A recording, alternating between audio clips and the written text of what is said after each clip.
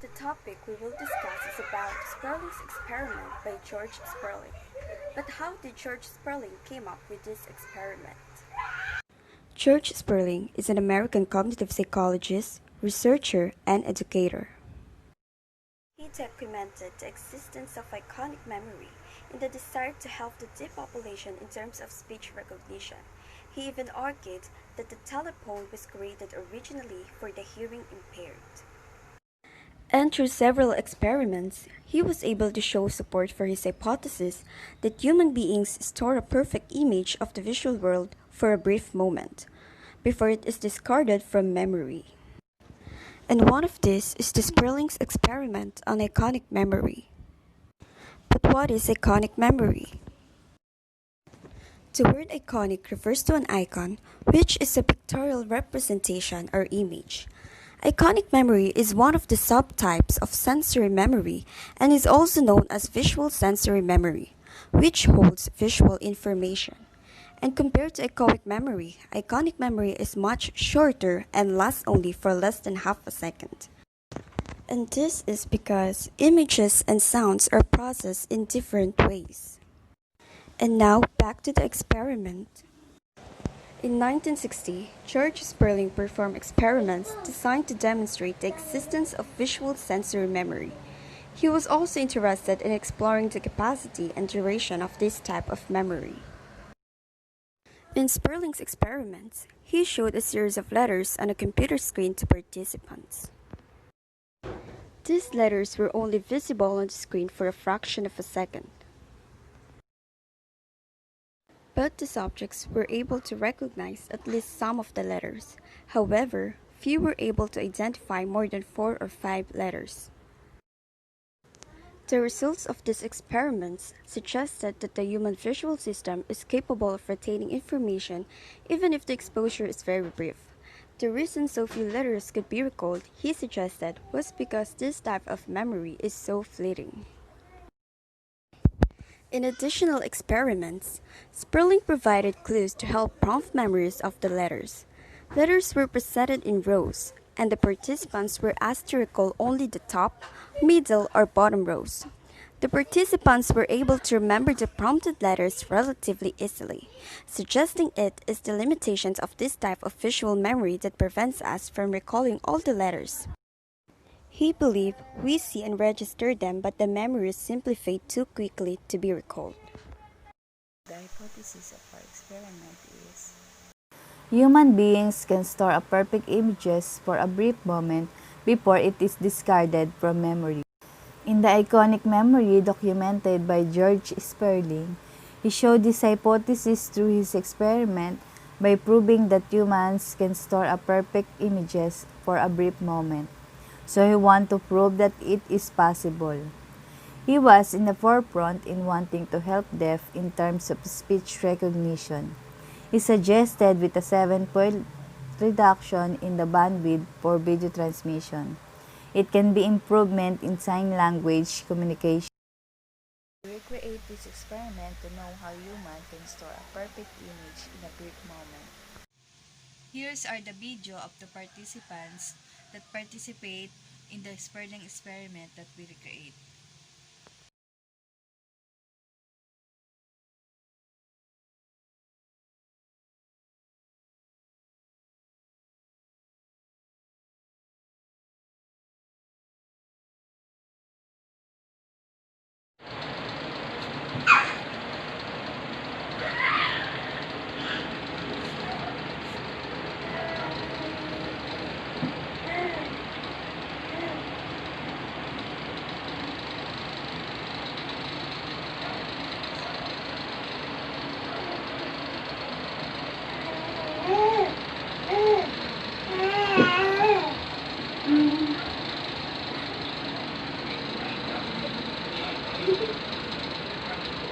Ito lang naalala ko.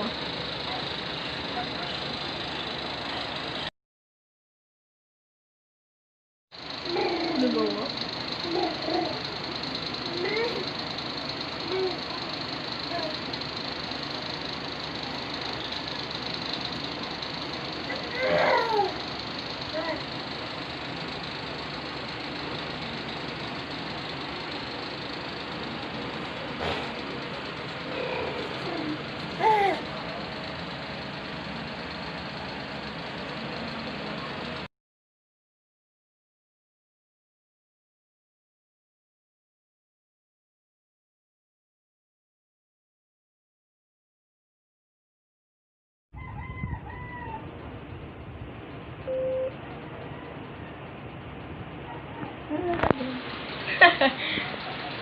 May naalala ka? Wala. Isa pa. Second trial.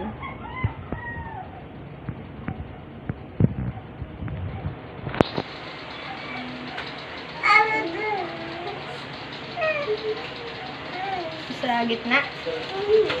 Sa dulo. Wala.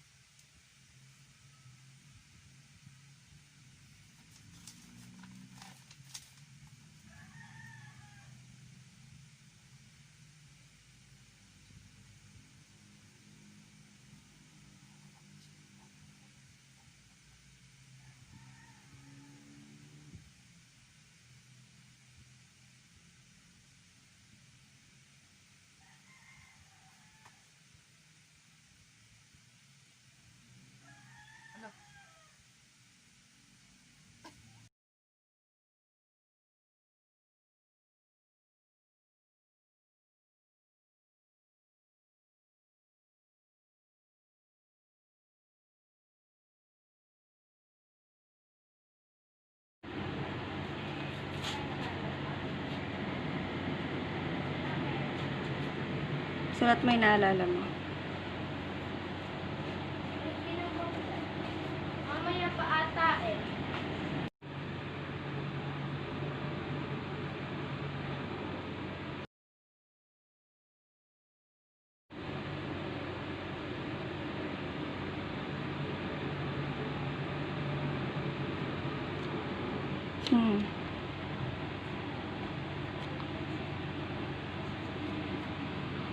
Easy.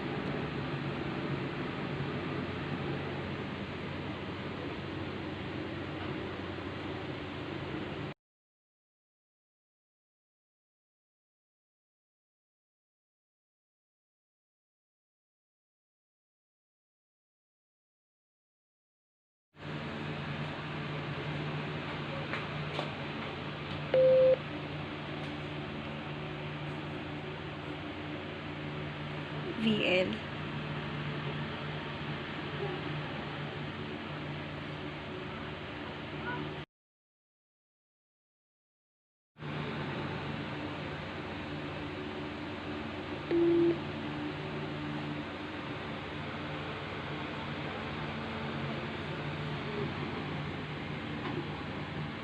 see, TJ?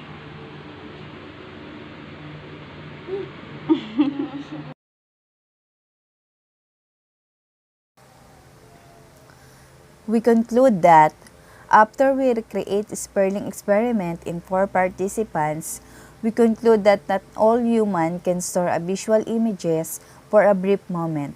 As we observed, we knew that they can only store 3 to 4 letters only per phase of the experiment.